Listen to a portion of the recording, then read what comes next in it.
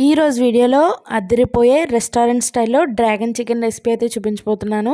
ఎలా చేసుకోవాలో చూసేద్దాం. చికెన్ అయితే ఇలా స్ట్రిప్స్గా అయితే కట్ చేయించుకోవాలి. దీంట్లోకి 1/2 స్పూన్ సాల్ట్ వేసుకోవాలి. అలాగే 1/2 స్పూన్ మిరియాల పొడిని, 1 స్పూన్ అల్లం వెల్లుల్లి paste, 1 spoon dark soya sauce వేసుకోవాలి. అలాగే 1 స్పూన్ కార్న్‌ఫ్లోర్‌ని వేసుకోవాలి. అలాగే ఒక కోడిగుడ్డుని పగలగొట్టుకుని ఎగ్ వైట్ మాత్రమే వేసుకోవాలి. ఎల్లో పార్ట్‌ని స్కిప్ చేసుకోవాలి.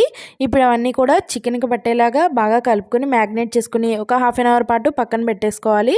తర్వాత డీప్ ఫ్రైకి సరిపడా ఆయిల్ వేసుకుని ఆయిల్ హీట్ అయిన తర్వాత ఈ చికెన్ పీసెస్ని ఒక్కొక్కటిగా వేసి మీడియం టు హై ఫ్లేమ్లో పెట్టుకుని చికెన్ బాగా వేగి పైన క్రిస్పీగా అయ్యేంత వరకు ఫ్రై చేసుకోవాలి. మరొక కడాయిని పెట్టుకుని 2 స్పూన్ల ఆయిల్ వేసుకుని చిన్నగా కట్ చేసి పెట్టుకున్న వెల్లుల్లి ముక్కల్ని 2 ఎండుమిరపకాయలని కట్ చేసుకుని వేసుకోవాలి. నేను క్యాప్సికమ్ ముక్కలు వేసుకుని 1 నిమిషం పాటు మగ్గించుకున్న తర్వాత 1 స్పూన్ డార్క్ సోయా సాస్ని, 1 స్పూన్ టమాటో సాస్ని, 1 స్పూన్ గ్రీన్ చిల్లీ సాస్ని, 1 స్పూన్ వెనిగరు, 1/2 స్పూన్ పంచదార, చిటికెడు సాల్ట్, ఒక 50 ml వాటర్ వేసుకుని 2 నిమిషాల పాటు మరిగించుకోవాలి.